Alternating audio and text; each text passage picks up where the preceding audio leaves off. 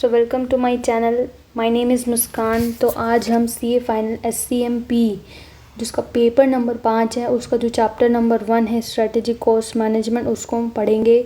Revise भी है एक तरीके से, और इसको मैं इसको एक्सप्लेन भी करूँगी आपके सामने, ठीक है। तो अभी हम इसको पढ़ना स्टार्ट करते हैं, एक्सप्लेनेशन भी होगा। और चलिए लेट्स बिगिन।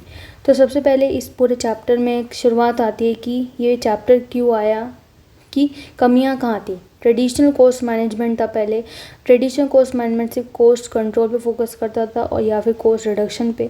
इसका ऑब्जेक्टिव था प्रॉफिट कमाएंगे पर सिर्फ कॉस्ट कम करके, मतलब क्वालिटी गिरे इससे इन्हें कोई भी फ़र्क नहीं पड़ता था कि क्वालिटी हमारी अफेक्ट हो रही है, इससे इन्हें कोई भी फ़र्क नहीं पड़ता था, ठीक है। तो उस चीज़ को ओवरकम करने के लिए क्या आया, SCM मतलब स्ट्रैटेजिक कॉस्ट मैनेजमेंट।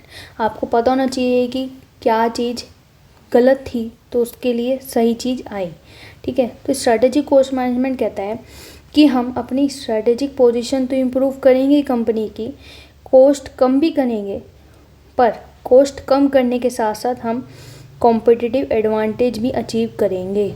मतलब TCM क्या कहता था, सिर्फ कॉस्ट कंट्रोल करेंगे, पर ये कहता है कॉस्ट तो कंट्रोल करेंगे ही पर एडवांटेज भी एक्वायर करेंगे, एडवांटेज भी लेंगे, जिससे कि हमारी स्ट्रेटेजिक पोजीशन जो है कंपनी की वो इम्प्रूव हो।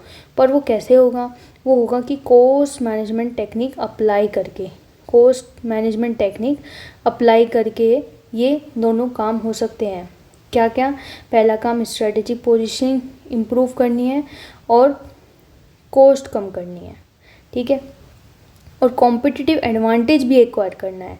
कॉम्पिटिटिव एडवांटेज दो चीज़ों से आता है, या तो कॉस्ट लीडरशिप या प्रोडक्ट डिफरेंशिएशन, या तो कॉस्ट लीडरशिप या प्रोडक्ट डिफरेंशिएशन।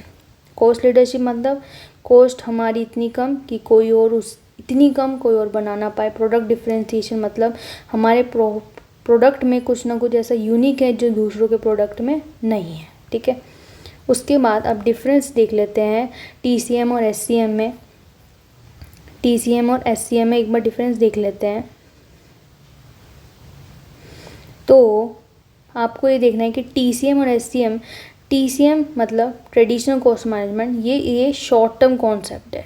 ये कैसा कॉन्सेप्ट है, शॉर्ट टर्म कॉन्सेप्ट है, और ये लॉन्ग टर्म कॉन्सेप्ट है, ठीक है।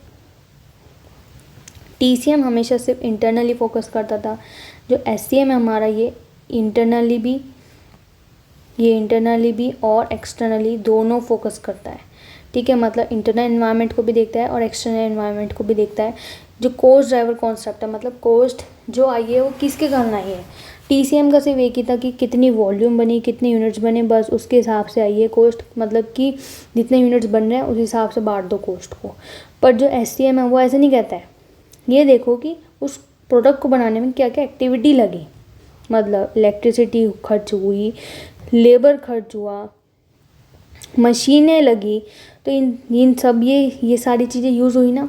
मशीन में घंटे लगे, लेबर को हमने आवर्स के हिसाब से पैसे दिए, ऐसे इलेक्ट्रिसिटी में यूनिट्स लगी, तो एक्टिविटीज़ लगी प्रोडक्ट को बनाने में, तो वो खर्चा उसके हिसाब से बचना चाहिए, ठीक है।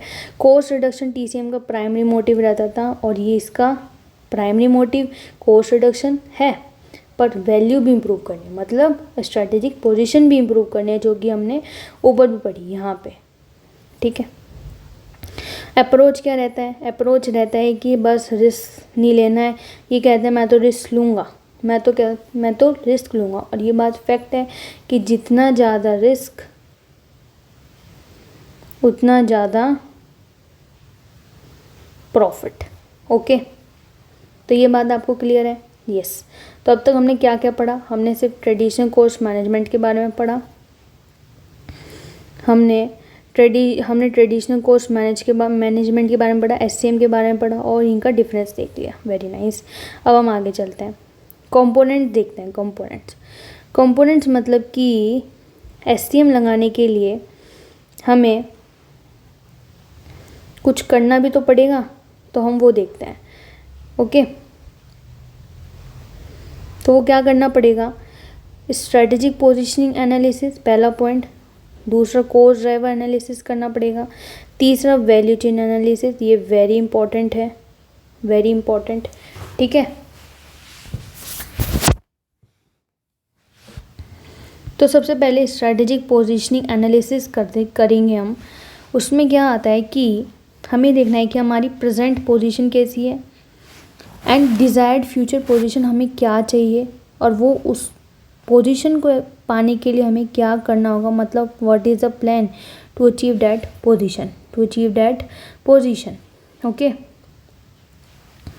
हमें अपनी प्रेजेंट पोजीशन एनालाइज करनी है, डिज़ायर्ड फ्यूचर पोजीशन क्या हो सकती है, और फ्यूचर पोजीशन को बनाने के लिए हमें क्या करना पड़ेगा, मतलब हमें प्लान्स बनाने पड़ेंगे, तो वो और वो प्लान्स को एग्जीक्यूट करना होगा। तो ये सारा काम क्या होता है, स्ट्रैटेजिक पोजीशनिंग एनालिसिस, मतलब अपनी पोजीशन को एनालाइज करना सिंपल भाषा में। कोस्ट ड्राइवर एनालिसिस अभी अभी ऊपर बताया मैंने यहाँ पे आपको, यहाँ पे इस पॉइंट में यहाँ पे मैंने आपको बताया था। अब कोस्ट ड्राइवर एनालिसिस भी, इसके भी दो प्रकार होते हैं, एक तो स्ट्रक्चरल कोस्ट ड्राइवर एनालिसिस होते हैं, एग्जीक्यूशनल कोस्ट ड्राइवर एनालिसिस। तो स्ट्रक्चरल कोस्ट ड्राइवर एनालिसिस मतलब होता है कि एक प्रोडक्ट को बनाने में कौन कौन से फैक्टर्स, मतलब organisation factors which affect the firm product, कि एक प्रोडक्ट को बनाने में कौन कौन से फैक्टर्स आते हैं, मतलब एक प्रोडक्ट को बनाने के लिए क्या क्या चीज़ें लगती हैं, तो वो स्ट्रक्चरल कोस्ट ड्राइवर एनालिसिस बताता है। एग्जीक्यूशन कोस्ट ड्राइवर एनालिसिस ऐसा कुछ नहीं बताता, मतलब ये एक तरीके से कहते हैं ना, एक ये हमें एक्सप्रेस्ड फॉर्म मिल पा रही है यहाँ पे स्ट्रक्चरल कोस्ट ड्राइवर एनालिसिस में, कि अच्छा हमने लेबर लगाई, इलेक्ट्रिसिटी लगाई, हमने मटेरियल लगाया, तो इसके कारण हमारा प्रोडक्ट बन गया। एग्जीक्यूशनल में ऐसा कुछ नहीं होता है। एग्जीक्यूशनल में होता है मन की बातें, मन मतलब मन कर नहीं रहा है, मन कर रहा है, तो ये सारी चीज़ें इफेक्टिव नहीं है, ये सारी चीज़ें हमें कोई ऐसा डाटा नहीं दे रही है। तो operation decision how resources are used to achieve the goals and objective, ये बेसिकली डिसीजन है कि अपने जो रिसोर्सेज हैं उसको कैसे यूटिलाइज़ करें अपने गोल्स एंड ऑब्जेक्टिव्स को पाने के लिए, या फिर वो इफ़ेक्टिवली यूटिलाइज हो रहे हैं नहीं हो रहे हैं, कि बेसिकली वर्कर्स का इन्वॉल्वमेंट, वर्कर्स कितना सीखना चाहते हैं। तो ये उसके बेसिस पे मेन हमारे लिए ये चीज़ काम की structural cost driver analysis, labour, electricity, material, ये सारी चीज़ें। ठीक है, फिर आता है वैल्यू चेन एनालिसिस। क्या आता है, value chain analysis. Value chain analysis very important concept है। ये किसने दिया था, मिस्टर माइकल पोर्टर ने दिया था, पता होना चाहिए आपको। मिस्टर माइकल पोर्टर ने हमें ये पूरा का पूरा मॉडल दिया है। ठीक है, अब अगर वैल्यू चेन एनालिसिस को अगर आपको ध्यान रखनी, इसकी डेफिनेशन याद करनी है, तो ये क्या है, ये सारी वो एक्टिविटीज़ है जो हम इंटरनली करते हैं। ठीक है, जो कि एक कंपनी करती है, परफॉर्म करती है। उसमें डिज़ाइनिंग होता है, उसमें प्रोडक्शन होता है, उसमें डिलीवर होता है, उसमें मार्केट होता है, उसमें सपोर्ट करना होता है अपने प्रोडक्ट को, मतलब आफ्टर सेल सर्विसेज। ठीक है, तो ये इसका मतलब यही है, पूरा का पूरा हो गया। Value chain analysis value chain यही होता है कि एक प्रोडक्ट को बनाने के लिए रॉ मटेरियल खरीदना और उसे प्रोडक्ट में कन्वर्ट करना और प्रोडक्ट एंड यूज़र्स तक पहुंचा देना। ठीक है, उसे एंड यूज़र्स तक पहुंचा देना, तो यही है। तो ये पूरा यहाँ पे कवर हो गया। डिज़ाइन किया हमने, प्रोडक्शन किया, डिलीवर कर दिया, मार्केट किया, सपोर्ट किया, तो यहाँ पे सारी चीज़ें कवर हो गई।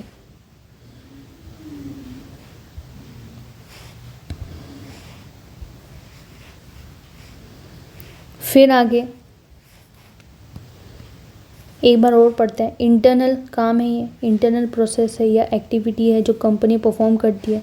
प्रोडक्ट को डिज़ाइन, प्रोड्यूस, डिलीवर, मार्केट या सपोर्ट करती है अपने प्रोडक्ट को। ठीक है, and it is also analysis, जहाँ पे कंपनी अपनी वैल्यू एडिंग एक्टिविटी को पहचानती है, as well as non value added activity. ठीक है, नॉन वैल्यू एडिड एक्टिविटी जो कोई वैल्यू ऐड ही नहीं करती है। ठीक है, जो कोई वैल्यू ऐड ही नहीं करी, जैसे कि रेस्टोरेंट्स में, पहले रेस्टोरेंट्स में था कि वे हमें सर्व कर देते, हमारी टेबल पे आके हमें सर्व होता था हर चीज़। है ना। उसके बाद बहुत लोगों ने इस चीज़ को सेल्फ सर्विस बना दिया।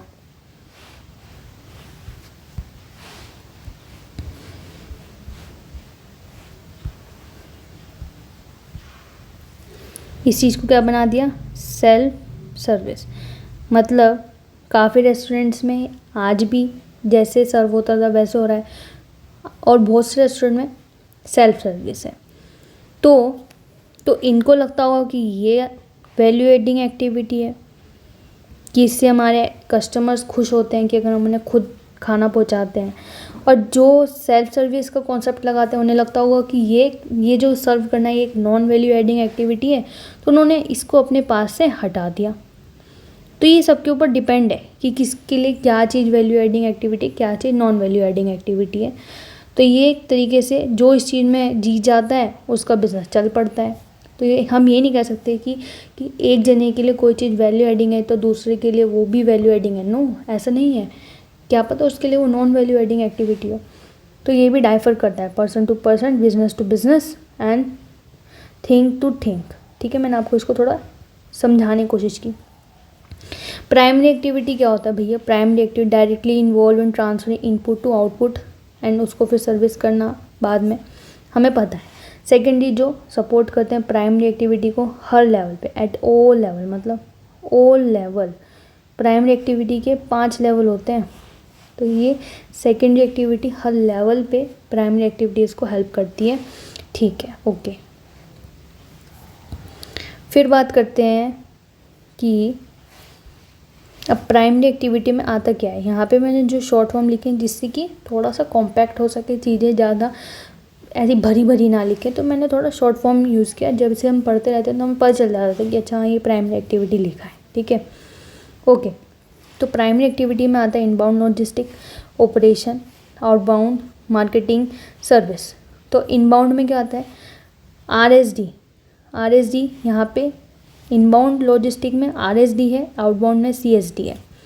मतलब एसडी सिमिलर है, बस यहाँ पे रिसीव कर रहे हो, यहाँ पे आप कलेक्ट कर। रिसीव क्या कर रहे हो? मटेरियल रिसीव कर रहे हो किससे? सप्लायर से। मटेरियल रिसीव कर रहे हो किससे? सप्लायर से। ठीक है, तो यहाँ पे आरएसडी है, यहाँ पे सीएसडी है। ओके, तो यहाँ पे इनपुट आता है। क्या आता है? इनपुट मतलब मटेरियल आ रहा है, मटेरियल। ओके, तो यहाँ पे इनवर्ड मटेरियल आता है मटेरियल का, या फिर आप रिसीव भी कह सकते हो। मटेरियल हैंडल करते हो आप, ट्रांसपोर्टेशन होता है एंड वेयर हाउसिंग होता है। यहाँ पे सिर्फ मटेरियल की देखभाल हो रही है, आप ये चीज़ देख रहे हो, यहाँ पे सिर्फ मटेरियल की देखभाल हो रही है। यहाँ पे ना तो कोई प्रोडक्ट बना है, कुछ नहीं, बस मटेरियल को, यहाँ पे मटेरियल आ रहा है, मटेरियल को आप देखभाल कर रहे हो, ट्रांसपोर्टेशन हो रहा है, वेयर हाउसिंग हो रही है, डेट्स इट। ठीक है, तो ये आपको याद करना पड़ेगा, तभी आप इसका आंसर सही से दे पाओगे। कभी कभी केस स्टडीज़ में कुछ चीज़ें लिख देगा जो अगर आपको नहीं पता होंगी तो आप आंसर, मतलब आपको इनबाउंड लॉजिस्टिक लिखना चाहिए था, आप वहाँ पे आउटबाउंड लिख दोगे तो गलती हो जाएगी। तो आपको मेन यहाँ पे कंटेंट है मटेरियल, मेन मटेरियल है। ठीक है, फिर आता है ऑपरेशन मतलब आप इनपुट को फाइनल प्रोडक्ट में ट्रांसफॉर्म कर रहे हो। तो एक जब प्रोडक्ट बनता है तो उसमें मशीन यूज़ होती है, उसमें पैकेजिंग होती है। पैकेजिंग गलती से भी मार्केटिंग एंड सेल्स में मत लेके जाना, क्योंकि जो पैकेजिंग है वो मैन्युफैक्चरिंग का काम है।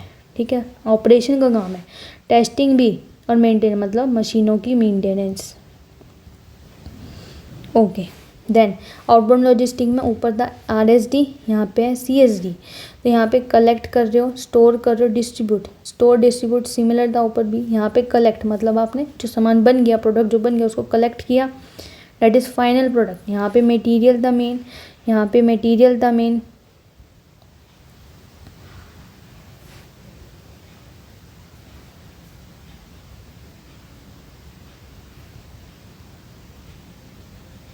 यहाँ पे मटेरियल था मेन, यहाँ पे क्या है? फाइनल प्रोडक्ट मेन है।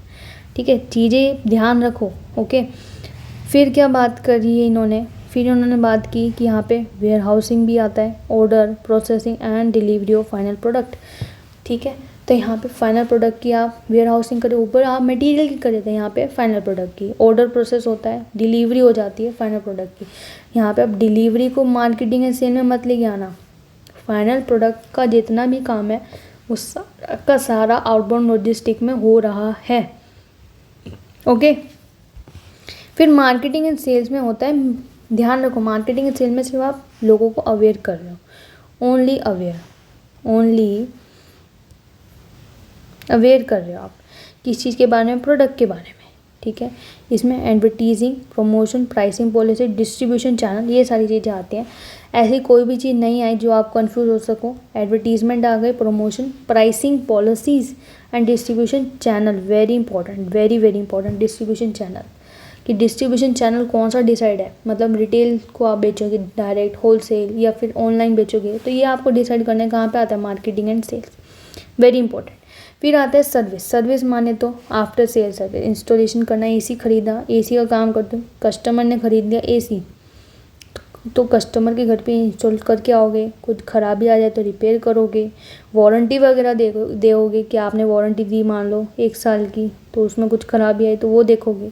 रिप्लेस भी करना पड़ सकता है, मान लो 10 डेज़ की आपने क्या दी, गारंटी दी, तो उसमें क्या होता है, रिप्लेस करना होता है। कस्टमर की कंप्लेंट्स हैंडल करना, वेरी इंपॉर्टेंट। ये सारी की सारी कीवर्ड्स हैं, ये सारे के सारे, ये सभी के सभी क्या है, हमारे कीवर्ड्स हैं, आपको याद होने चाहिए कि अच्छा ये क्या है, ये क्या है, ये क्या है।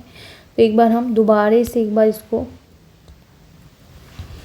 चलो मैं ना इसको बिल्कुल लास्ट में वीडियो के एक बार 5 मिनट में पूरा का पूरा चैप्टर दोबारा से रिवाइज करवाऊंगी हाईलाइट करके, ठीक है।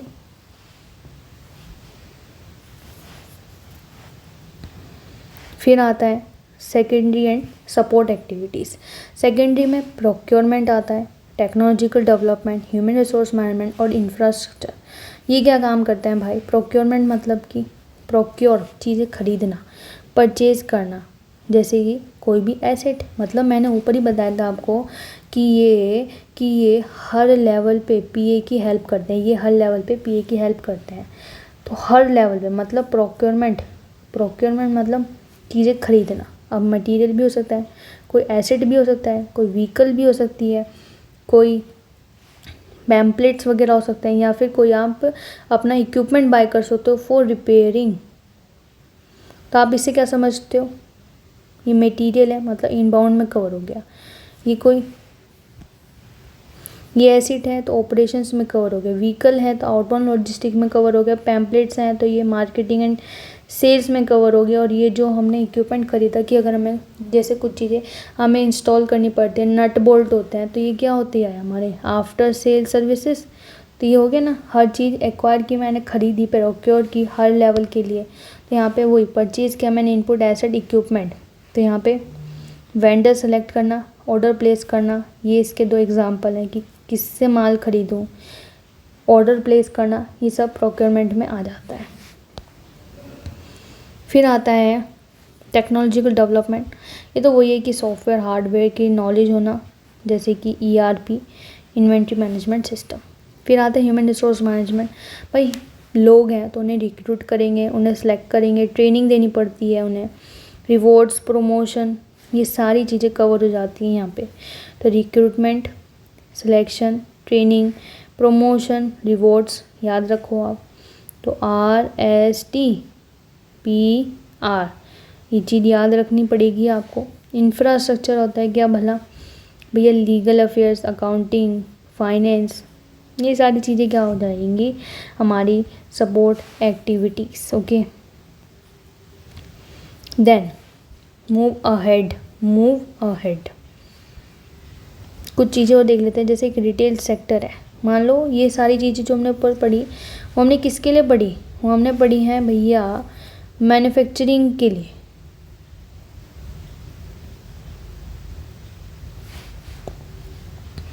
जो अब हम नीचे पढ़ेंगे वो हम किसके लिए पढ़ रहे हैं, रिटेल सेक्टर के लिए।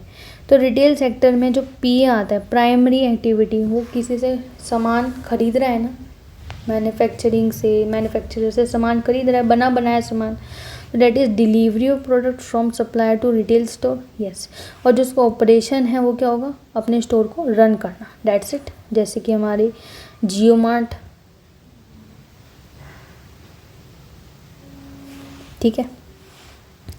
सर्विस सेक्टर के लिए क्या क्या चीज़ें अलग होंगी, प्राइमरी एक्टिविटीज़ के लिए इनबाउंड लॉजिस्टिक में क्या होगा, अब वो ये थोड़ी ना है कि वो कोई चीज़ बनाएगा तो उसे चीज़ें चाहिए, वो तो सर्विस दे रहा है, तो सर्विस देने के लिए उसे डेटा चाहिए होगा, ठीक है। या फिर मान लो एक होटल है तो वो सर्विस देता है अपने गेस्ट को, जैसे कि लॉन्ड्री की सर्विस देना, ठीक है, कुछ भी प्रेस करवा दिए कपड़े तो वो बाहर से करवाता है, तो मतलब बाहर से सर्विस ली ना उसने, तो रिसीव सर्विस फ्रॉम वेंडर्स, या फिर एक कोई सर्विस देता है जैसे कि ये ऑडिट सर्विस होती है, तो उसके लिए डेटा लेना होता है क्लाइंट से। और ऑपरेशंस में क्या होता है, आप अपने प्रीमाइस को मेंटेन कर रहे हो, this is your operation, this is your operation. And outbound logistic में कि कस्टमर को जो चाहिए था वो उसे मिला, उसे प्रेस करे हुए कपड़े चाहिए तो उसे मिल गए, उसे ऑडिट चाहिए थी अपनी कि उसकी 5 स्टेट में ऑडिट हो जाए, आपने उसकी ऑडिट कर दी, तो ये क्या होता है, outbound logistic. Okay, I think clear है आपको। एंड आफ्टर सेल सर्विसेज क्या होती है, हैंडलिंग कस्टमर कंप्लेंट, वो तो वहाँ पे भी सिमिलर था, ठीक है। तो ये चीज़ क्या हो गई हमारी रिटेल और सर्विस सेक्टर की। फिर बात करते हैं वैल्यू चेन एनालिसिस के फ़ायदे बताओ। वैल्यू चेन एनालिसिस के फ़ायदे ये हैं कि सबसे पहले एक तो ये नॉन वैल्यू एक्टिविटीज़ को पता लग जाता है तो हम उसे एलिमिनेट कर पाते हैं, और ये जब एलिमिनेट हो जाती हैं तो हम अपने कॉम्पिटिटिव एडवांटेज को अचीव करने पे ध्यान लगा पाते हैं, और जब ध्यान लगाएंगे तो भाई वो अचीव तो हो ही जाएगी, सीधी सी बात है, ठीक है। और कौन सा बेस्ट वे है, कौन सा बेस्ट मेथड है जिससे कि हम अपनी परफॉर्मेंस को अच्छा बना पाएँ, ये उसको हेल्प करती है, उसको आइडेंटिफाई करने में, डिटरमाइन करने में, ठीक है। कोर एरिया में फोकस करवाती है, ऑफकोर्स वैल्यू एडेड एक्टिविटीज़ पे हमने ऊपर ही पढ़ा था, मतलब 2 पॉइंट्स तो हमने जो पढ़ लिए उसके ही बना दिए यहाँ पे, कि एक तो नॉन वैल्यू एडेड एक्टिविटीज़ के बारे में पता चल गया तो उसे एलिमिनेट कर दो, और वैल्यू एडेड एक्टिविटी है तो उसके ऊपर ज़्यादा फोकस करो, ठीक है। और हम इससे परफॉर्मेंस मैट्रिक्स बना सकते हैं, और मेन है कि हम इस बेस्ट मेथड निकाल सकते हैं कि हमारी परफॉर्मेंस और अच्छी किस चीज़ से हो सकती है, ठीक है। लिमिटेशन क्या है इसकी, लिमिटेशन है कि एक तो ये सर्विस इंडस्ट्री में तरीके से अप्लाई नहीं हो रहा है, टाइम कंज्यूमिंग है, ये थोड़ी ना कि छोटू सा प्रोसेस है, काफ़ी बड़ा प्रोसेस है जिसमें प्राइमरी भी है और सेकेंडरी भी है। प्राइमरी में 5 चीज़ें हैं, 1 2 3 4 5, ऐसे सेकेंडरी में 4 चीज़ें हैं, तो बहुत लंबा प्रोसेस है, टाइम लगता है, एक्सपेंसिव भी है, बाहर से अगर कंसल्ट करोगे तो वो फीस ले लेगा। लीनियर अप्रोच है और थोड़े से ये वैल्यू नेटवर्क को भूल जाता है, ठीक है। चलिए, framework, strategic framework for value chain analysis. Value chain ऊपर पढ़ा था, अगर आप थोड़ा सा ऊपर जाएंगे कि स्ट्रेटेजिक कॉस्ट मैनेजमेंट के क्या कंपोनेंट है, मतलब उसके लिए हमें 3 तरीके के एनालिसिस करने पड़े, strategic positioning analysis, cost driver और अपना ये वैल्यू चेन एनालिसिस। अब वैल्यू चेन एनालिसिस करने के लिए 3 एनालिसिस करने पड़ेंगे, वो क्या है हमारे इंडस्ट्री स्ट्रक्चर एनालिसिस, ठीक है, पहला। दूसरा सेगमेंटेशन एनालिसिस, तीसरा कोर कॉम्पिटेंसी एनालिसिस, ठीक है। तो VCA करने के लिए भी हमें 3 चीज़ें करनी पड़ेंगी, industry structure analysis, segmentation analysis, core competency analysis, ठीक है।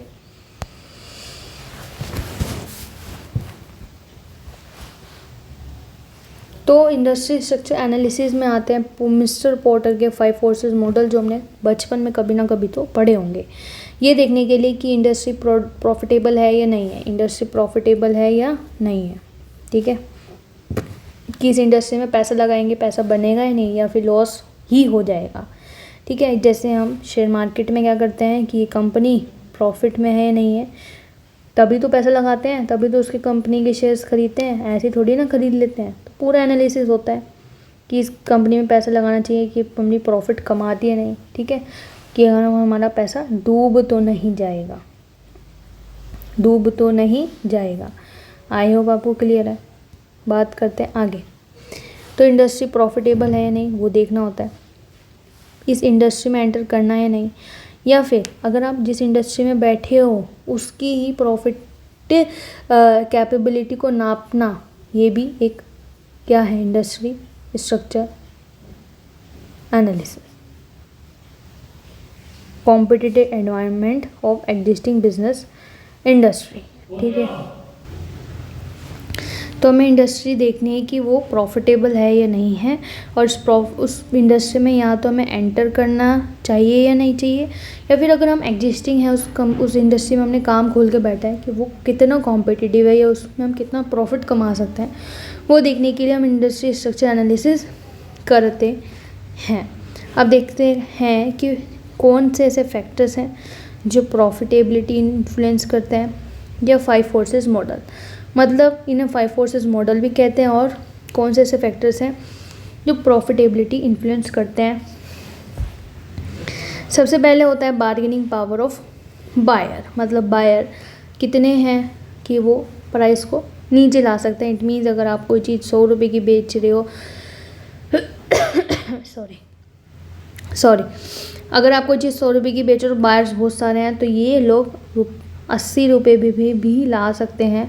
तो this is called bargaining power of buyer.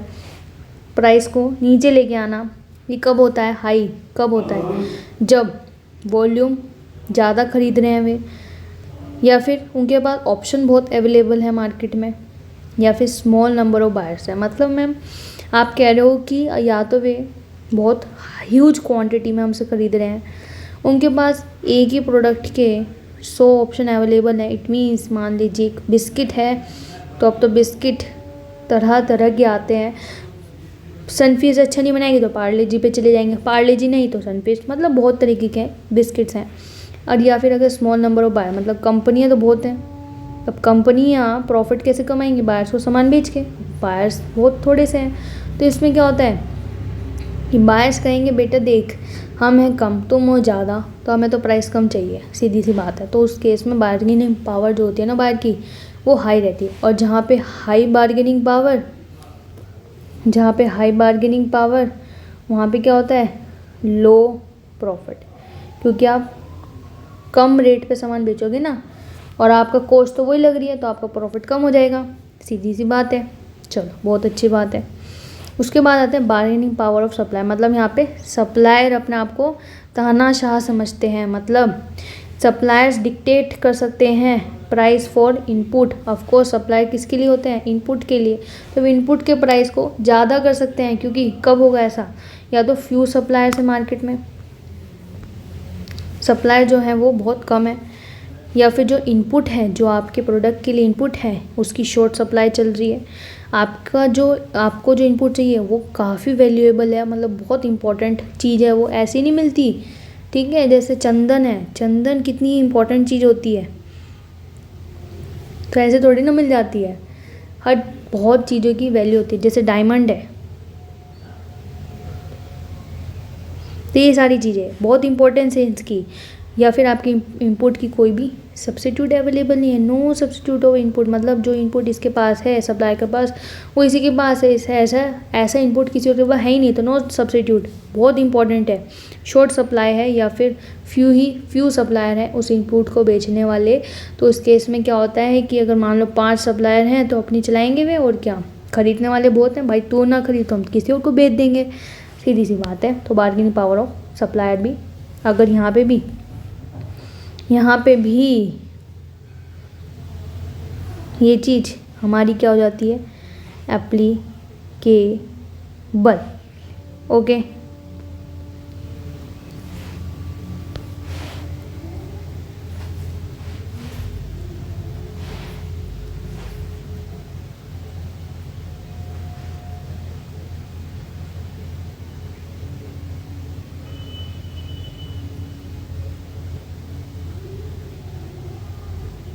Okay. उसके बाद हम देखते हैं थ्रेट ऑफ सब्स्टिट्यूट। पता है आपको कि अगर आप जो प्रोडक्ट बनाते हो, बिस्किट का एग्जांपल ले लेते हैं हम, कि अब ऑफ कोर्स सनफीस्ट और पार्ले के मन में डर तो रहता ही होगा ना कि अगर मेरा बिस्कुट अच्छे नहीं तो वो दूसरे वाले के पास चले जाएंगे। तो ज़्यादा सब्स्टिट्यूट मतलब आपको प्राइस अपना कम ही रखना पड़ेगा। क्यों कम रखना पड़ेगा? क्योंकि अगर आप अपना कम नहीं रखोगे, आप ज़्यादा रखोगे तो सामने वाला दूसरा प्रोडक्ट खरीद लेगा, सीधी सी बात है। तो लो प्रॉफिट, और अगर सब्स्टिट्यूट कम है तो आप हाई प्राइस भी चार्ज कर सकते हो एंड हाई प्रॉफिट कमा सकते हो। तो यहाँ पे उल्टा है, ऊपर था हाई बार्गेनिंग पावर तो लो प्रॉफिट, यहाँ पे भी सेम। पर यहाँ पे है कि अगर आप प्राइस कम है मतलब मोर सब्स्टिट्यूट तो आपको प्राइस कम तो आपको प्रॉफिट कम, मतलब यहाँ पे low price low profit, high price high profit. यहाँ पे हाई बार्गेनिंग पावर तो लो प्रॉफिट, यहाँ पे भी सेम हाई बार्गेनिंग पावर लो प्रॉफिट, ठीक है।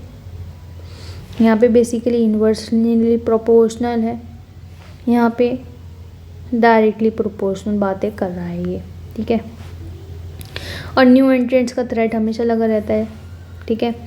अगर बैरियर्स ज़्यादा हैं, बैरियर्स कैसे होते हैं कि लाइसेंस लेने पड़ेंगे आपको कैपिटल रिक्वायरमेंट ज़्यादा होगी, टेक्नोलॉजी ज़्यादा चाहिए, ऑथराइजेशन बहुत लेनी होगी। जैसे कि अपना ये एयरवेज होता है काम, हर कोई तो अपनी एयरलाइंस नहीं खड़ी कर सकता है ना, गिनी चुने लोग हैं जिनकी एयरलाइंस चल रही है, ठीक है। तो अगर ज़्यादा बैरियर्स हैं तो प्रॉफिट ज़्यादा अर्न कर सकते हो आप, लो बैरियर्स हैं तो प्रॉफिट लो, क्योंकि कोई भी आ जाएगा और अपना बिजनेस खड़ा कर लेगा, सीधी सी बात है।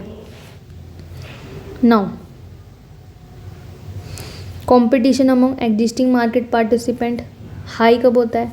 जब नंबर ऑफ फर्म्स ज़्यादा होती हैं उस इंडस्ट्री में, ठीक है, या फिर एग्जिस्ट बैरियर ज़्यादा हाई होते हैं। मतलब अब आप आ गए तो आपको अपना काम चलाना शुरू मतलब कंटिन्यू करना पड़ेगा। क्योंकि अगर आप चाहते हो कि आप इसको क्लोज करना चाहते हो अपने काम को, तो बहुत एग्जिट बैरियर्स जो है ना वो बहुत ज़्यादा है। तो आदमी सोचेगा यार मैं क्यों ना कंटिन्यू ही कर लूँ।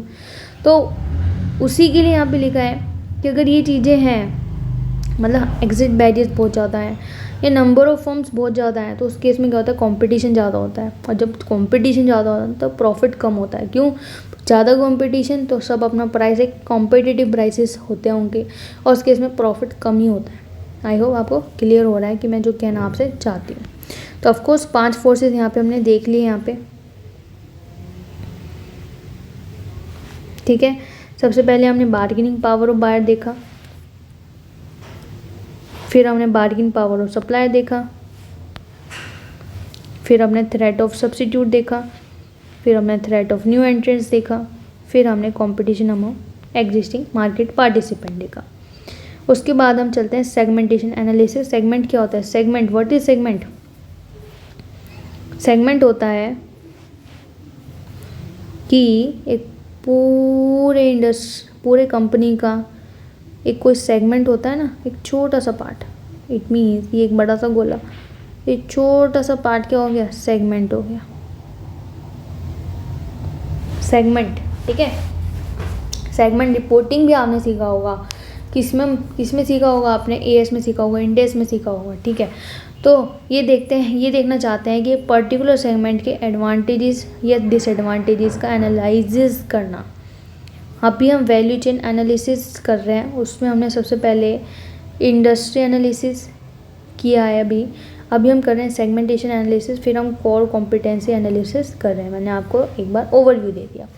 तो सेगमेंटेशन एनालिसिस क्यों करते हैं? वो सेगमेंट जो है जिसमें काम कर रहे हैं, मतलब सेगमेंट क्या होता है कि एक प्रोडक्ट कि हम ये प्रोडक्ट बना रहे हैं, या मार्केट कि इस मार्केट को सर्व करेंगे, एक सेगमेंट है अपना, ठीक है। तो सबसे पहले आपको सेगमेंट आइडेंटिफाई करना होगा, मतलब आप किस तरीके से अपने प्रोडक्ट को मतलब आपका फोकस किस चीज़ पे है, आपका मार्केट पे फोकस है, आपका प्रोडक्ट पे फोकस है, आपका डिस्ट्रीब्यूशन चैनल पे फोकस है, ये चीज़ आप पहले हमें बताओ, ठीक है। फिर आप एक सेगमेंटेशन मैट्रिक्स कंस्ट्रक्ट करो, मतलब एक सेगमेंटेशन मैट्रिक्स बनाओ, या तो वो कैसी भी हो सकती है, प्रोडक्ट और जियोग्राफिकली बेस्ड हो सकती है, ठीक है, प्रोडक्ट और जियोग्राफिकली बेस्ड हो सकती है, प्रोडक्ट या डिस्ट्रीब्यूशन चैनल बेस्ड हो सकती है। मतलब एक प्रोडक्ट है, मान लीजिए ए प्रोडक्ट है तो उसको हम ईस्ट में बेचेंगे, या फिर एक ए प्रोडक्ट है उसको हम वेबसाइट के थ्रू ही बेचेंगे। ठीक है, लिंक कर पा रहे हैं आप कि हम ईस्ट में बेचेंगे इसको और इसको हम वेबसाइट के थ्रू बेचेंगे। दो तरीके से मैंने ये मैट्रिक्स अपना तैयार किया। फिर हम देखेंगे कि कौन सा ऐसा सेगमेंट है जो ज़्यादा अट्रैक्टिव है, मतलब ज़्यादा अगर हम इस सेगमेंट की ओर जाएंगे तो हम प्रॉफिट अर्न कर सकते हैं, तो ये चीज़ हमें देखनी होगी। फिर हमें की सक्सेस फैक्टर देखना होगा उस सेगमेंट का, मतलब की सक्सेस फैक्टर कौन सी ऐसी चीज़ है जो उस सेगमेंट को प्रॉफिटेबल बना सकती है, या उस सेगमेंट में हमें ये काम करना चाहिए तो हम प्रॉफिट अर्न कर पाएंगे। की सक्सेस फैक्टर, की सक्सेस फैक्टर।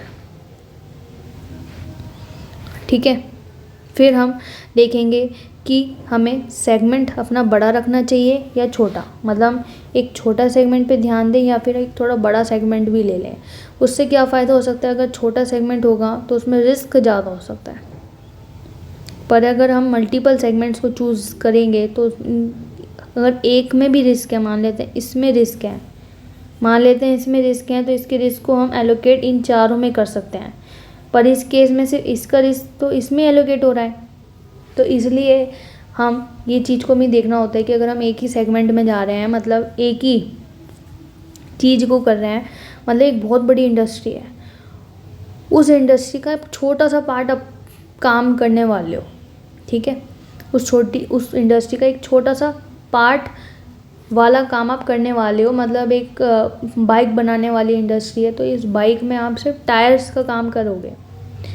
ठीक है, तो एक सेगमेंट चूज़ कर लिया आपने, तो आपको उस सेगमेंट के बारे में सबसे पहले आइडेंटिफाई कर लिया, फिर आपने सेगमेंटेशन मैट्रिक्स कंस्ट्रक्ट किया, फिर आपने उस सेगमेंट की अट्रैक्टिवनेस कि इस सेगमेंट से मैं पैसा कमा पाऊंगी, फिर उसका की सक्सेस फैक्टर कि इसमें कौन सा ऐसा फैक्टर है जो मुझे सक्सेस दिलवाएगा, एंड लास्ट कि मुझे ब्रॉड सेगमेंट रखना चाहिए कि नैरो सेगमेंट रखना चाहिए, कि एक छोटा सा नट बोल्ट का काम करूं या एक टायर की कंपनी का काम करूं, तो ये भी देखना होता है।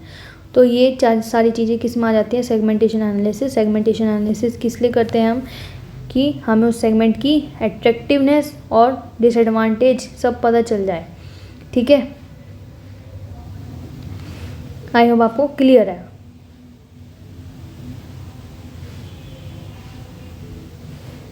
उसके बाद हम चलते हैं core competencies analysis. Core competencies मतलब क्या होता है, कोर कॉम्पिटेंसीज होती हैं अपनी स्किल्स, सब में स्किल्स होती हैं डिस्टिंक्टिव, दूसरों से अलग, यूनिक स्किल्स। ठीक है, डेट क्रिएट कस्टमर वैल्यू, ये क्या होती है, प्राइमरी सोर्स होती हैं competitive advantage.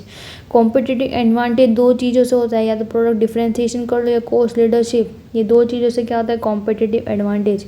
And core competencies of the primary source, मतलब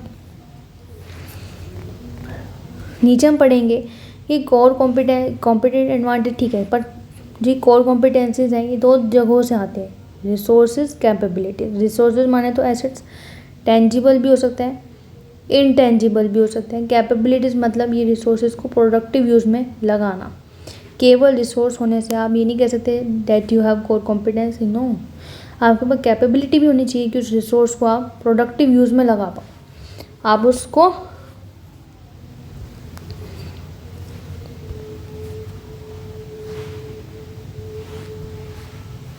प्रोडक्टिव यूज़ में भी लगा पाओ, वेरी इंपॉर्टेंट। ठीक है, तो अब मैं आपको एक चीज़ बताती हूँ कि क्या आप कह रहे हो कोर कॉम्पिटेंसी। ओके, सबसे पहले रिसोर्सेज या कैपेबिलिटी से है आपके पास कोर कॉम्पिटेंसी। कोर कॉम्पिटेंसी से आएगा आपके पास कॉम्पिटिटिव एडवांटेज।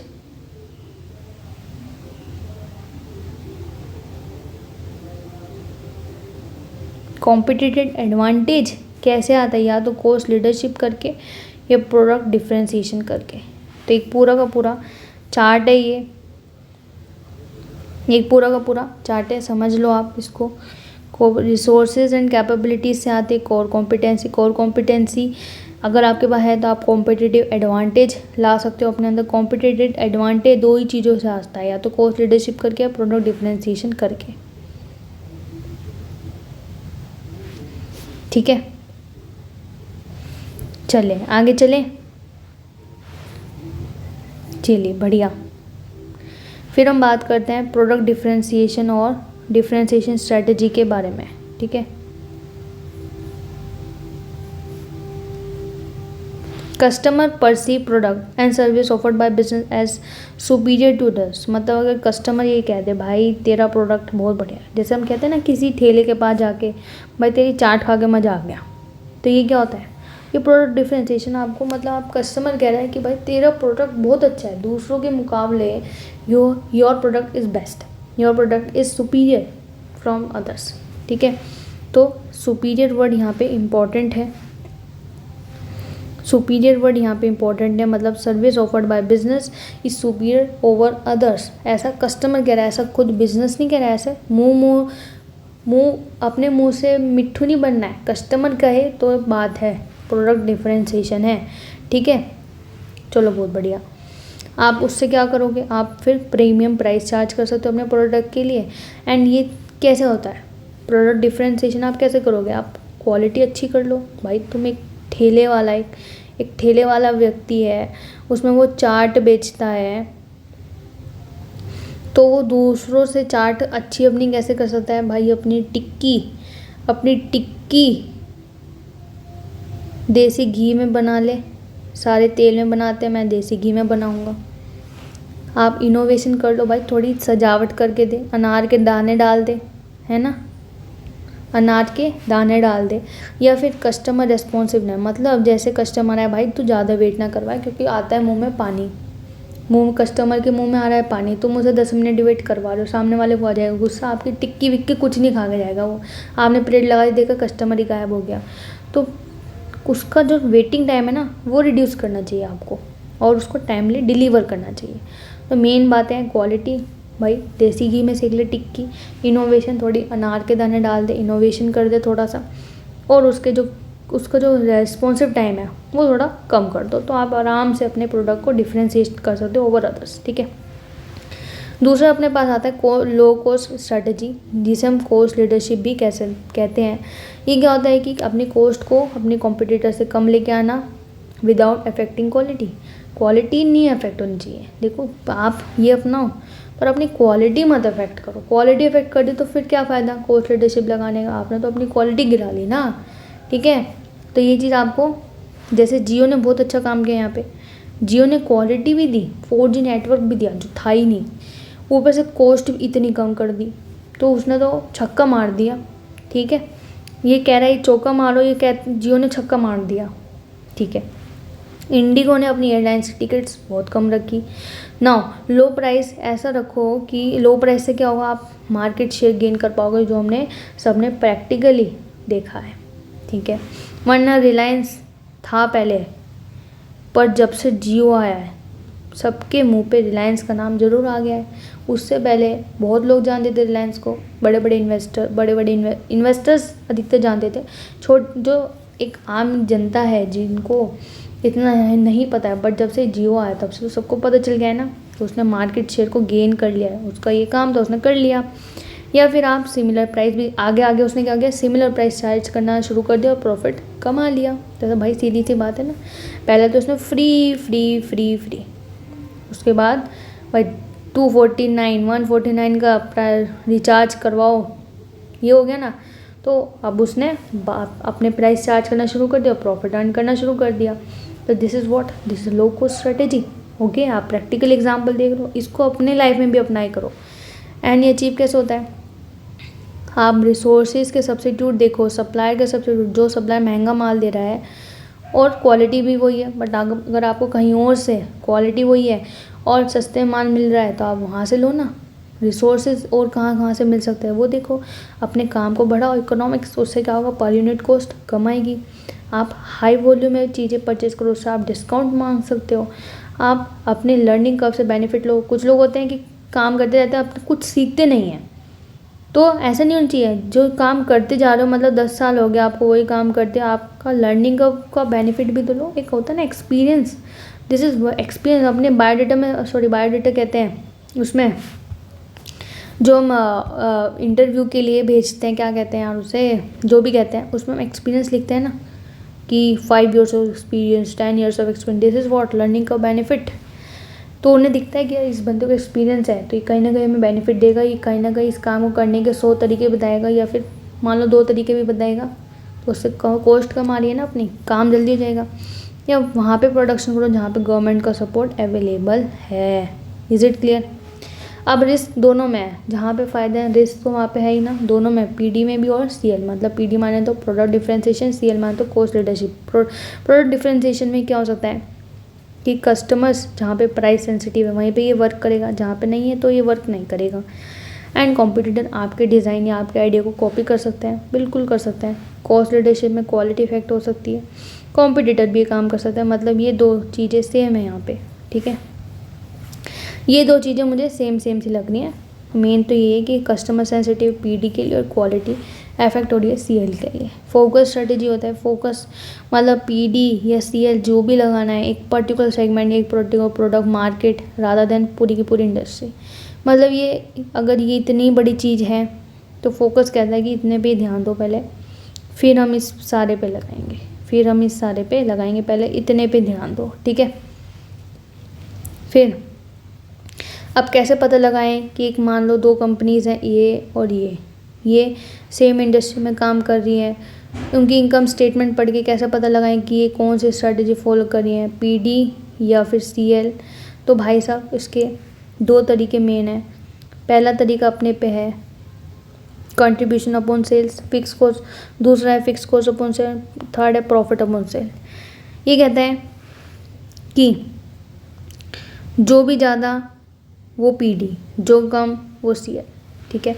मतलब भी अगर ये ज़्यादा आ रहे हैं तो वो प्रॉफिट डिफरेंशिएशन फॉलो कर रहा है, कम आ रहा है तो कॉस्ट लीडरशिप। जैसे कि एग्जांपल, अब जो प्रोडक्ट डिफरेंशिएशन फॉलो कर रहा होगा वो अपनी प्राइस मान लेते हैं 10 लाख रुपए चार्ज कर रहा है, मतलब सेल वैल्यू, और जो कॉस्ट लीडरशिप फॉलो कर रहा होगा वो मान लेते हैं 5 लाख। अब कॉस्ट तो दोनों का सेम ही आ रहा है, मान लेते हैं 2 लाख 2 लाख। तो इसका जो कंट्रीब्यूशन बना वो 8 लाख और इसका कंट्रीब्यूशन 3 लाख। तो जरा आप मुझे बताएंगे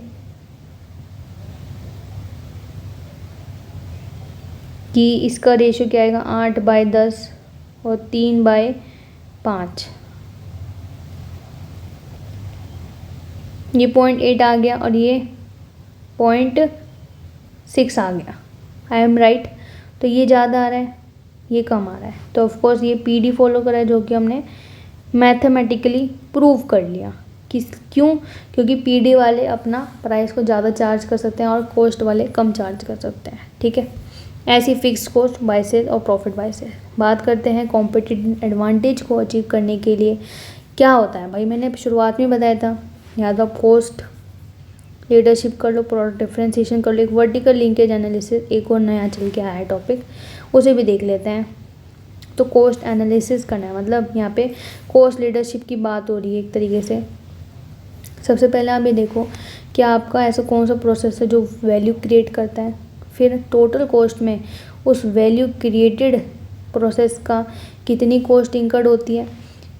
तीसरा पॉइंट है कि उस प्रोसेस का कॉस्ट ड्राइवर क्या है। चौथा पॉइंट है कि प्रोसेस में लिंक को आइडेंटिफाई करो। पांचवा है कि अपॉर्चुनिटी एवेल्यूएट करो कॉस्ट एडवांटेज को अचीव करने के लिए। दोबारा बोल देती हूँ कि एक सबसे पहले वैल्यू क्रिएटिंग प्रोसेस कौन सा है वो आइडेंटिफाइड करो। वैल्यू क्रिएटिंग प्रोसेस करने के लिए जो कॉस्ट इंकर्ड हो रही है वो कॉस्ट कितनी है टोटल कॉस्ट में से। तीसरा पॉइंट है कि कॉस्ट ड्राइवर आइडेंटिफाई करो उस प्रोसेस के लिए, मतलब वो जो खर्चा हो रहा है वो किसके कारण हो रहा है। मतलब कि इलेक्ट्रिसिटी है, उसके पीछे मशीन है, उसके पीछे लेबर है, उसके पीछे कैसे पता लगाएं, मतलब कॉस्ट ड्राइवर क्या है, उसको मेजर करने का क्या कॉस्ट ड्राइवर है, उसको मेजर किस पॉइंट, उस जो खर्चा हो रहा है वो किसके ऊपर हो रहा है। बेसिकली कहना चाह रहा है कॉस्ट ड्राइवर मतलब कि जो खर्चा हो रहा है वो किसके ऊपर हो रहा है, ठीक है। फिर इन प्रोसेस के बीच में कोई लिंक है क्या, फिर पांचवा कि आप इस जो कॉस्ट इंकर्ड हो रही है इसको कम करने के लिए कोई अपॉर्चुनिटी है तो वो देखो, जैसे कि अपने लेबर से बातचीत करना, उन्हें ट्रेनिंग दे देना, या फिर जो रिसोर्सेज हैं उनको उस जगह से एक्वायर करना जहाँ पे कम मिले पर क्वालिटी एक मेंटेन रहे। और तीसरा कि आप चीप लेबर, मतलब जो इस कंट्री में चीप लेबर मिल सकती है वहाँ से आप लेबर ला सकते हो। ठीक है, इस चौथा पॉइंट का मतलब ये है कि प्रोसेस में आपस में लिंकेज देखना, मतलब कि एक प्रोसेस का इफेक्ट दूसरे प्रोसेस में आ सकता है। मतलब अगर हम एक चीज़ को ऑटोमेट कर दें तो दूसरी चीज़ ये है कि हमारा लेबर का खर्चा कम हो जाएगा। पर ये भी तो है ना, ऑटोमेशन करने के लिए टेक्नोलॉजी में भी तो पैसे इंकर्ड करना पड़ता है। तो आपस में लिंक करना बहुत ज़रूरी है। ठीक है, पहले वैल्यू क्रिएटिंग प्रोसेस आइडेंटिफाई किया, फिर उसका खर्चा कितना आ रहा है टोटल कॉस्ट में वो देखा, फिर ये देखा कि कॉस्ट ड्राइवर देखा, फिर लिंक देखा बिटवीन प्रोसेस एंड अपॉर्चुनिटी देखी कॉस्ट को कम करने के लिए। फिर बात करते हैं इंटरनल डिफरेंशिएशन एनालिसिस, ये अपना वही है PD, प्रोडक्ट डिफरेंशिएशन। ये देखना है कि कस्टमर के लिए कौन सा ऐसा वैल्यू क्रिएटिंग प्रोसेस है, वैल्यू क्रिएटिंग प्रोसेस।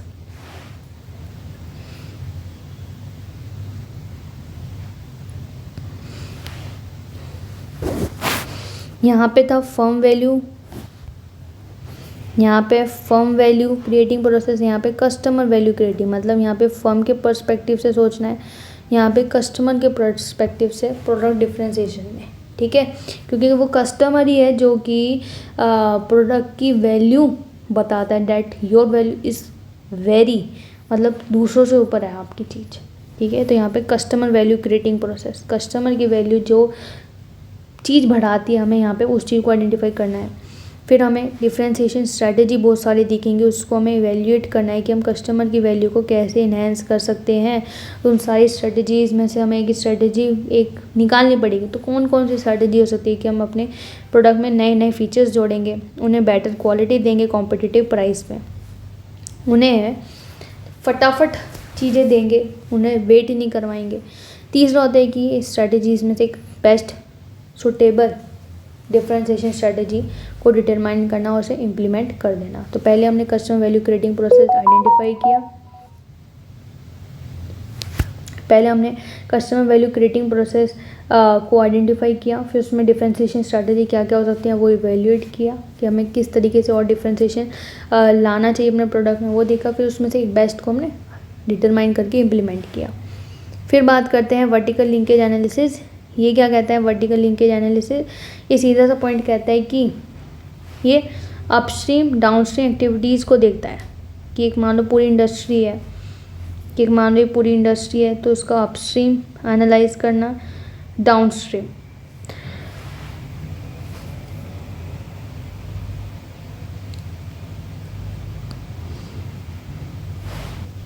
ठीक है, अपस्ट्रीम एंड डाउनस्ट्रीम मतलब मतलब अपस्ट्रीम मतलब एक सप्लायर, डाउनस्ट्रीम मतलब एक कस्टमर। ठीक है, तो हमें देखना है वर्टिकल लिंकेज एनालिसिस ये होता है कि अंडरस्टैंड करना होता है हमें इंटरनल वैल्यू चेन एनालिसिस तो हम कर ही रहे हैं जो यहाँ पे हमने किया है, हमें इंडस्ट्री वैल्यू चेन एनालिसिस भी करना है। ठीक है, इंडस्ट्री वैल्यू चेन एनालिसिस भी हमें करना है। मतलब ये समझने की बात यहाँ पे ये है कि मान लेते हैं हम एक सप्लायर से एक चीज़ खरीद के ला रहे हैं, वो चीज़ अगर हम घर पे बनाएं तो हमारा खर्चा कम हो सकता है क्या, तो हमें ये देखना है। ठीक है, तो ये हो गया अपस्ट्रीम। ठीक है, ये हो गया अपस्ट्रीम। अगर मतलब उससे सामान लेने में मुझे ज़्यादा महंगा पड़ता है, अगर मैं वो चीज़ अपने घर में बनाऊँ तो इतना खर्चा नहीं आएगा और फटाफट काम हो भी जाएगा। पर इसके कुछ फ़ायदे भी हैं, कुछ नुकसान भी हैं। इससे क्या क्या इफ़ेक्ट होगा, इफ़ेक्ट क्या होगा इससे कि एक तो आपका जो आइडल कैपेसिटी है वो इंक्रीज़ हो सकती है, आपकी कैरिंग कॉस्ट इंक्रीज़ हो सकती है, वेयर हाउसिंग का खर्चा आपका इंक्रीज़ हो सकता है। क्योंकि अगर आप मान लो अगर ये चीज़ें अपने घर पे बनाओगे तो आपको ज़्यादा स्टोरेज करनी होगी, आपकी लेबर भी आइडल बैठ सकती है। ठीक है, पहले आप एक काम कर रहे थे उसके लिए डायरेक्ट आपके मटेरियल आता था, आप शुरू कर देते थे अपना काम। अब अगर आप पहले उस चीज़ को बनाओगे फिर यूज़ करोगे तो उस केस में आइडल कैपेसिटी इंक्रीज़ हो सकती है, कैरिंग कॉस्ट, वेयर हाउसिंग ये सब इंक्रीज़ हो सकती है। शायद आप अपने कॉम्पिटिटर्स के साथ कोप अप ना कर पाओ क्योंकि आपका क्योंकि आपका फोकस हो गया शिफ्ट, क्योंकि आपका फोकस हो गया शिफ्ट, आपका जो मेन काम था आपको उससे हट गया, आप दूसरी चीज़ बनाने लगे। ठीक है, आप डिफरेंट प्रोडक्शन लाइन्स ऑपरेट करने लगे। ओके भाई, हर कोई एक ही चीज़ में एक्सपर्ट हो सकता है या ज़्यादा ज़्यादा 2 चीज़ में, हर चीज़ में तो एक्सपर्टीज नहीं हो सकता ना। तो इस केस में हो गया फोकस शिफ्ट, और आप अपने कॉम्पिटिटर्स के साथ कॉम्पीट नहीं कर पाओगे। ठीक है, फिर इसके बेनिफिट ये हैं कि आप एक तो कस्टमर की स्पेसिफिकेशन को समझ पाते हो, और आपको एक स्ट्रेंथ मिलती है अपने कोस्ट लीडरशिप और प्रोडक्ट डिफरेंशिएशन करने की। मतलब बेसिकली कहना चाहता है जितना हम ज़्यादा अपने आप को ओपन करेंगे, चैलेंजिंग बनाएंगे, तो हम अपने आप में और स्ट्रेंथ फील करते हैं ना। तो वो यहाँ पे वह ये बात कहता है, कहने की बात है, बाकी पता नहीं कितना प्रैक्टिकल है।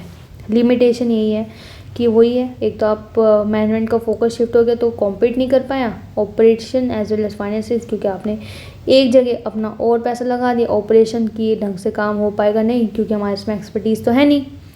ठीक है, चलो फिर आता है वैल्यू शॉप मॉडल और सर्विस वैल्यू चेन। ये क्या कहता है? ये कहता है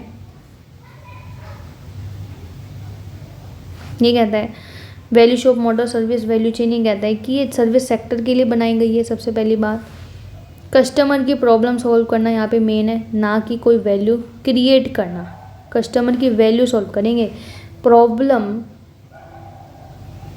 कस्टमर की, सॉरी मैंने अभी गलत बोला, यहाँ पे कस्टमर की प्रॉब्लम को सॉल्व करना मेन है। कस्टमर के लिए कोई वैल्यू नहीं क्रिएट करी जा रही है, मतलब कस्टमर के लिए कोई प्रोडक्ट नहीं बनाया जा रहा है। उन्होंने अपनी हमें प्रॉब्लम बताई, हम उसका सिर्फ उन्हें सोल्यूशन फाइंड करके देंगे। That is value shop model, that is value shop model. ठीक है, तो यहाँ पे रिसोर्सेज को मोबिलाइज किया जाता है प्रॉब्लम्स को ठीक करने के लिए।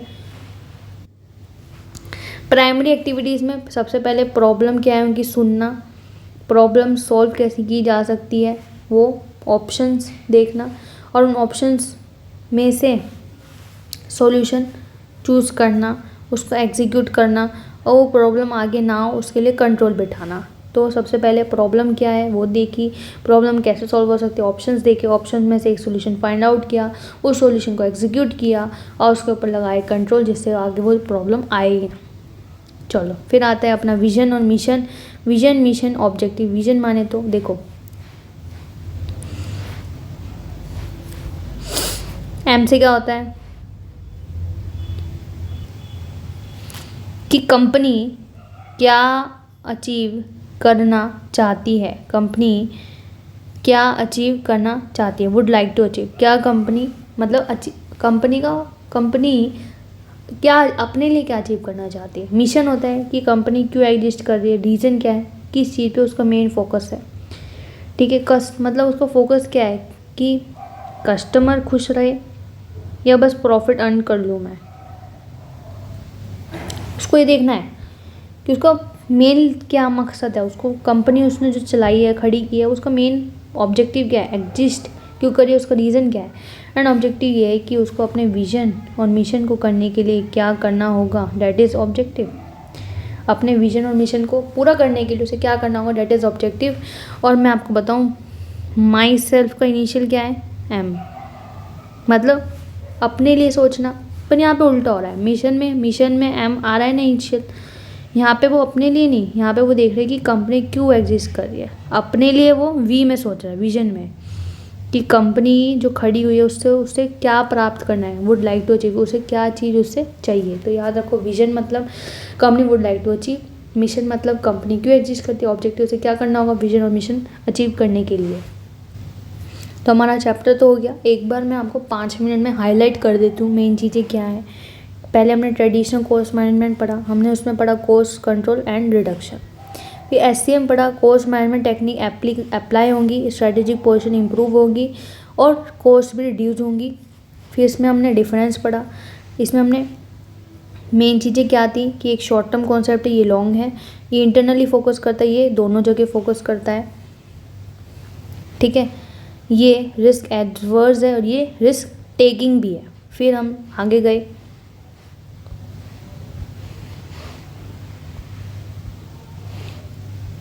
फिर हमने कंपोनेंट्स पढ़े। SCM के 3 कंपोनेंट थे, strategic positioning analysis, present position को एनालाइज करना। कोस्ट ड्राइवर एनालिसिस में दो चीज़ें थी, स्ट्रक्चर और एग्जीक्यूशन। मेन थी यहाँ पे ये वाला पॉइंट, स्ट्रक्चर वाला। यहाँ पे है कि फर्म के प्रोडक्ट करने के लिए कौन कौन से फैक्टर अफेक्ट होते हैं। एग्जीक्यूशन में ऐसा ये है कि डिसीजन के ऊपर बात करता है, मन की बातें हैं बस। Value chain analysis very important, mister Michael porter ने दिया था आइडिया। यहाँ पे एक्टिविटीज़ हैं जो परफॉर्म की जाती हैं, ये पूरी डेफिनेशन इंपॉर्टेंट है। Internal process activity that a company perform to design, produce, deliver, market to support its product. Value adding activity या नॉन वैल्यू एडिंग एक्टिविटी को यहाँ पे पता करना होता है। प्राइमरी एक्टिविटी, सेकेंडरी एक्टिविटी, ये सपोर्ट करती है हर लेवल पे प्राइमरी एक्टिविटी को। प्राइमरी एक्टिविटी में जो ये इनबाउंड है, RSD इंपॉर्टेंट है, रिसीव, ठीक है, मेनली मटेरियल के ऊपर फोकस करता है। ऑपरेशन में एक फाइनल प्रोडक्ट में कन्वर्ट करना। आउटपुट में ये CSD मतलब कलेक्ट, स्टोर, डिस्ट्रीब्यूट, और यहाँ पे फाइनल प्रोडक्ट के पर्सपेक्टिव से बात की गई है। डिलीवरी भी यहाँ पे आता है, क्योंकि मैंने बताया था मार्केटिंग में नहीं है ये आउटबाउंड में ही है। मार्केटिंग में तो सिंपल है, अवेयर करवा रहे हो अपने प्रोडक्ट के बारे में लोगों को, एडवर्टीजमेंट वगैरह कर रहे हो। सर्विस में होता है आफ्टर सेल सर्विस, ठीक है। सेकेंडरी सपोर्ट, ये हर लेवल पे काम आती है। प्रोक्योरमेंट मतलब परचेज करना। टेक्नोलॉजी मतलब टेक्नोलॉजी के बारे में knowledge, human resource management, recruitment, selection, training. ये इंफ्रास्ट्रक्चर मतलब ये चीज़ें, पैसे वैसे होना अपने पास, और क्या। रिटेल सेक्टर में आते हैं। रिटेल सेक्टर में प्राइमरी एक्टिविटीज़ कुछ अलग हो सकती हैं और ऑपरेशन भी कुछ अलग हो सकता है। सर्विस में सर्विस मतलब सर्विस रिसीव करना वेंडर से या डेटा रिसीव करना क्लाइंट से, फिर उन्हें मेंटेन करना अपने प्रीमाइसेस को। आउटबाउंड लॉजिस्टिक में कस्टमर को जो चाहिए था वो उन्हें मिल गया, और आफ्टर सेल सर्विस जो उन कस्टमर की कंप्लेन है उन्हें हैंडल करना। बेनिफिट्स क्या है वैल्यू चेन एनालिसिस को? पहला कि बेस्ट वे पता चल जाता है कि एक परफॉर्मेंस किससे बढ़ सकती है, वो तरीका पता चल जाता है। फोकस कर पाते हैं अपने कोर एरिया पे। फिर लिमिटेशन ये है कि सर्विस इंडस्ट्री में इतनी तरीके से अप्लाई नहीं होती, टाइम कंज्यूमिंग है एंड लीनियर अप्रोच है। फिर स्ट्रेटजिक फ्रेमवर्क है BCA का। सबसे पहले इंडस्ट्री स्ट्रक्चर एनालिसिस, ये भी पोर्टर 5 फोर्सेस मॉडल है। ये देखने के लिए इंडस्ट्री प्रॉफिटेबल है या नहीं है, कि उसमें एंटर करना चाहिए नहीं करना चाहिए, एग्जिस्टिंग बिजनेस की कॉम्पिटिटिव एनवायरनमेंट को। अब 5 फोर्सेस में क्या मतलब कौन से ऐसे फैक्टर्स हैं जो प्रॉफिटेबिलिटी इन्फ्लुएंस करते हैं? बार्गेनिंग पावर ऑफ बायर, अगर ये हाई है तो अपना प्रॉफिट भी हो जाता है कम, और ये हाई कब होती है? जब बहुत सारे ऑप्शन अवेलेबल होते हैं, बायर्स कम हो जाते हैं, तो उस केस में bargaining power of supply, dictate कर सकते हैं अपने प्राइस को, कम होते हैं, शॉर्ट सप्लाई हो, कोई सब्सिट्यूट अवेलेबल ना हो, फ्यूअर सप्लाई हो। थ्रेट और सब्सिट्यूट, ज़्यादा थ्रेट हो, ज़्यादा सब्सिट्यूट हैं तो लो प्राइस तो लो प्रॉफिट, हाई प्राइस तो हाई प्रॉफिट। न्यू एंट्रेंट्स का आना, अगर बैरियर्स हाई हैं तो हाई प्रॉफिट, और लो बैरियर हैं तो लो प्रॉफिट। फिर आता है कंपटीशन अमंग मार्केट पार्टिसिपेंट, कब ज़्यादा होता है? जब एग्जिट बैरियर ज़्यादा हो या फिर हाई नंबर ऑफ फर्म्स, तो ज़्यादा कंपटीशन होगा तो लो प्रॉफिट ही होगा। फिर एक सेगमेंटेशन एनालिसिस, सेगमेंट के एडवांटेज और डिसएडवांटेज को एनालाइज करना होता है सबसे पहले आइडेंटिफाई। फिर एक मैट्रिक्स कंस्ट्रक्ट करना होता है, सेगमेंटेशन की अट्रैक्टिवनेस देखनी होती है, की सक्सेस फैक्टर देखना होता है, और ब्रॉड वर्सेस नैरो में कंपैरिजन करना होता है। सबसे पहले आइडेंटिफाई किया सेगमेंट को, सेगमेंटेशन मैट्रिक्स बना ली, चाहे वो प्रोडक्ट या जोग्राफिकल बेस्ड हो या प्रोडक्ट या डिस्ट्रीब्यूशन चैनल बेस्ड हो। फिर सेगमेंट अट्रैक्ट है या नहीं वो देखना होता है, कि सक्सेस फैक्टर क्या है उस सेगमेंट के लिए, और सेगमेंट ब्रॉड हो या नैरो वो देखना होता है। फिर अपना core competency analysis, unique skill होती है, और कोर कॉम्पिटेंसी या तो रिसोर्स से आएगी या कैपेबिलिटी से आएगी। प्रोडक्ट डिफरेंशिएशन होता है एक, कि कस्टमर खुद कहे कि आपका प्रोडक्ट सुपीरियर है औरों से, आप प्राइस कर पाओगे प्रीमियम चार्ज। 3 चीज़ों से आती है, तो क्वालिटी अच्छी कर लो, इनोवेशन दिया हो, या फिर कस्टमर रेस्पॉन्सिवनेस अपनी बढ़ा दो, कस्टमर को वेट ना करवाओ। यहाँ पे टिक्की वाला एग्जांपल मैंने दिया था। कोस्ट लीडरशिप है, मतलब आप कॉस्ट कम कर पा रहे हो विदाउट अफेक्टिंग क्वालिटी, ठीक है। अचीव कैसे हो सकती है? Economics of scale, high volume purchase करके, लर्निंग कर्व बेनिफिट, या फिर जहाँ पे गवर्नमेंट सपोर्ट अवेलेबल हो वहाँ पे जाके आप काम कर सकते हो। सब्सिट्यूट ले सकते हो आप रिसोर्स या सप्लायर का। रिस्क दोनों में है, ये दोनों सेम थे, पर यहाँ पे है कि अगर ये काम नहीं करेगा, प्राइस सेंसिटिव है, कॉस्ट लीडरशिप में क्वालिटी कॉम्प्रोमाइज़ हो सकती है। फोकस मतलब एक फोकस पर्टिकुलर बाय या सेगमेंट या प्रोडक्ट पे, उसके बाद आ जाते हैं कि स्ट्रेटजी आइडेंटिफाई करना है सेम इंडस्ट्रीज़ में, तो कंपनीज़ की, तो contribution by sale, fix cost by sale या प्रॉफिट बाय सेल, जिसका हाई वो PD, जिसका लो वो CL। फिर अप्रोच क्या होती है? कॉम्पिटिटिव एडवांटेज को असेस करने के लिए internal cost analysis, internal differentiation, vertical linkage, ये तरीके से वही PDCL और वर्टिकल लिंकेज है। कॉस्ट एनालिसिस मतलब कॉस्ट लीडरशिप एनालाइज करनी है सबसे पहले, कौन सी VCB है फर्म के लिए, फिर वो टोटल कॉस्ट में उसका कितना हिस्सा है, कॉस्ट ड्राइवर क्या है, लिंक देखना होता है प्रोसेस में, और अपॉर्चुनिटीज़ की कॉस्ट एडवांटेज अपनी आ सके। फिर यहाँ पे value creating process from the perspective of customer, differentiation strategies ये इवेल्युएट करनी होती हैं, बहुत सारी हो सकती है, जैसे क्वालिटी अच्छी दे दो या और उनमें से अब डिटरमाइन करनी होती है बेस्ट स्ट्रैटेजी। उसके बाद वर्टिकल लिंकेज या अपस्ट्रीम एंड डाउनस्ट्रीम दोनों इंक्लूड कर लिए। Basically industry value chain analyse करती है इंटरनल वैल्यू चेन के साथ साथ। अब इफेक्ट क्या होता है internal vertical linkage analysis, idle capacity बढ़ सकती है, आपका फोकस शिफ्ट हो सकता है, आपकी डिफरेंट प्रोडक्शन लाइन आपको ऑपरेट करनी पड़ सकती है। बेनिफिट ये है कि आपको एक तो स्ट्रेंथ मिलती है कॉस्ट लीडरशिप, प्रोडक्ट डिफरेंशिएशन करने में, कस्टमर स्पेसिफिकेशन अंडरस्टैंड कर पाते हो। लिमिटेशन ये है कि आपको ऑपरेटिंग या फाइनेंस रिस्क हो जाता है। वैल्यू शेप मॉडल या service value chain service sector के लिए बनाई गई है। कस्टमर की प्रॉब्लम यहाँ पे सॉल्व करना मेन है, rather creating problem, rather creating value. फिर यहाँ पे रिसोर्सेज को यूज़ किया जाता है प्रॉब्लम को ठीक करने के लिए। प्राइमरी एक्टिविटी अपनी यही है, प्रॉब्लम पहले फाइंड करो, फिर उसको सॉल्व करने के तरीके, उसमें से एक चूज़ कर लो, एग्जीक्यूट करो, कंट्रोल लगाओ दो। विजन माने तो कंपनी क्या अचीव करना चाहते हैं, मिशन माने तो कंपनी क्यों बनी है, क्यों पैदा हुई है, रीज़न क्या है, ऑब्जेक्टिव क्या करना होगा विजन करने के लिए। तो फ्रेंड्स यहाँ पे हमने कॉन्सेप्ट पूरे अच्छे से कर लिए। आई होप आपको अच्छे लगे हों, और अगर आपको वीडियो पसंद आती है तो प्लीज़ चैनल को लाइक, शेयर एंड सब्सक्राइब ज़रूर कीजिए। मन की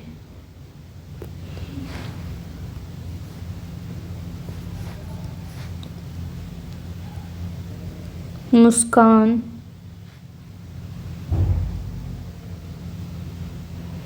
मोटिवेशन बाय MB। मेरा नाम है मुस्कान। तो चलिए मिलते हैं अगली वीडियो में, उसमें मैं आपके साथ शायद क्वेश्चंस एंड आंसर डिस्कस करूँगी इस चैप्टर के। तो आपको आई थिंक हेल्प मिली होगी। कुछ भी प्रॉब्लम है, कुछ भी बात है तो आप मुझे कमेंट में बता सकते हैं, ठीक है। तो मिलते हैं अगली वीडियो में, मैंने आपको हाईलाइट करके दिया है अच्छे से, ठीक है। तो चलिए मिलते हैं अगली वीडियो में, तब तक के लिए बाय बाय।